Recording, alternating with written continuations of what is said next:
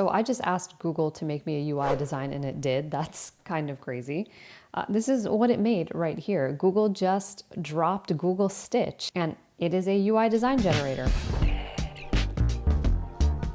I just said, create me a mobile app for building mindfulness habits. Make it soft, light in color with rainbow glows, soft gradients, Zen circles. This is what it created. It missed the mark on some of the stylized things that I asked it to do. Clean otherwise. I can't really click around on it and do anything. It seems to only have generated one screen. So you can click edit and what it does is it drops that screen into this text prompt area. And now it says to describe your design and maybe I'll say, make it purple and make me the next logical screen perhaps. Let's see if it can do multi. So here you can see Stich is working in the text chat here. I think the servers have been pretty busy today, so sometimes it's taking a lot longer, but this seems to be pretty quick. Let's see what it's doing here. All right, so it is kind of like a purple tint, but it sort of made the primary color black, or kind of dark gray. So not quite what I had in mind there, but what is interesting is that I can bring this into Figma. So I click that copy to Figma button, and there we go. It's dropped it in here and it has all the nested layers with auto layout. So you can jump in here and use auto layout to change the spacing around and change the colors and tweak it. So this is pretty interesting.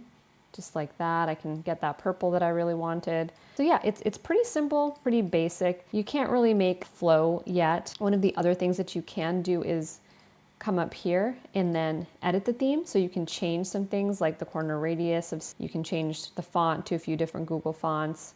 We can change the color here and then click apply theme and let's make it dark mode as well and see what happens. Okay, so it did that. It changed the font, it made it green, changed the theme a bit. I would love to get it to prompt like the next screen. So let's say that I clicked on one of the meditations. Let's maybe see if I can edit this. And then, well, first I'm going to copy it to Figma. I'm going to paste it in here as well. Jump back into this. And then I'm going to say, okay, if I edited this, make me a new screen that shows a selected meditation that I can play the audio on. Shows my progress. Maybe try that. Okay, so that kind of worked. That made the next screen. It looks pretty clean.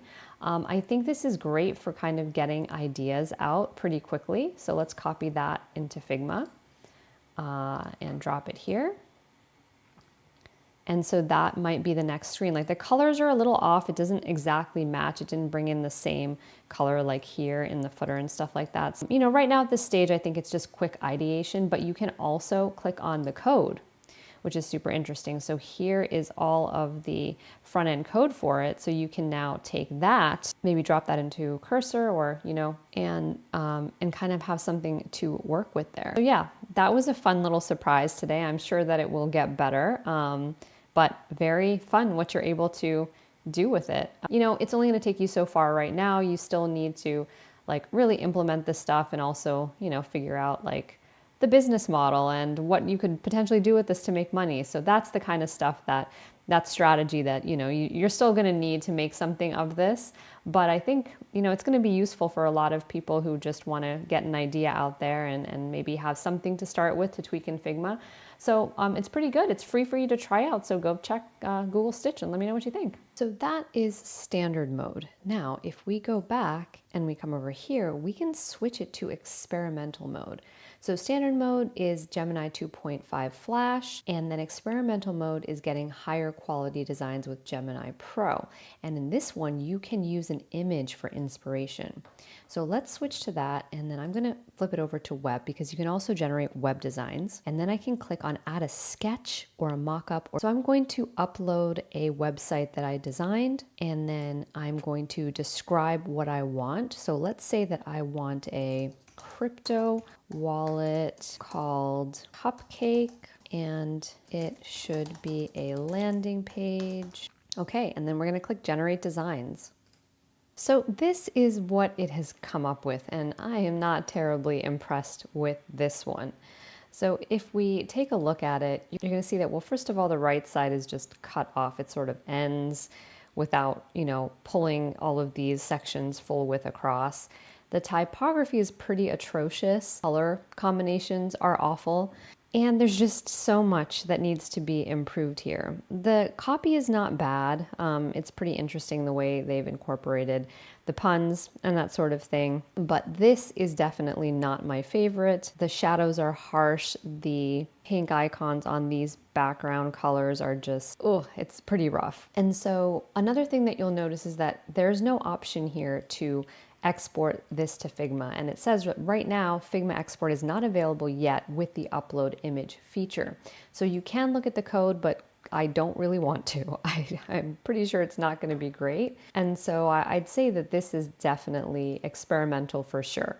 So I'm sure they'll be improving on this, but for right now, I don't even think this is at all usable. I'm going to come back out here and I'm going to take a wireframe that I created. So this is a sketch. It's a really sloppily done one that I just scribbled out in Figma Draw. And I'm going to make a dashboard here. So I'm going to ask it to create me a dashboard for a CRM that is dark design with charts and graphs. All right, generate.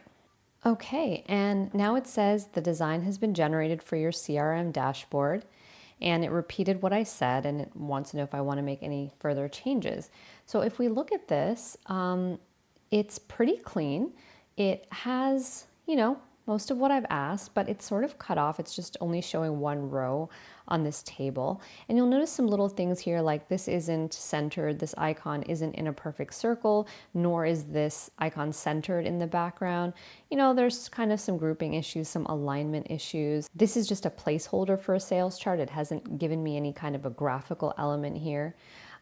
You'll see some little things like the sizing of this icon is bigger than this one. I mean, you can tell that this was generated and it's not really up to par with what you would make if you were, following proper design patterns here and really creating a polished UI.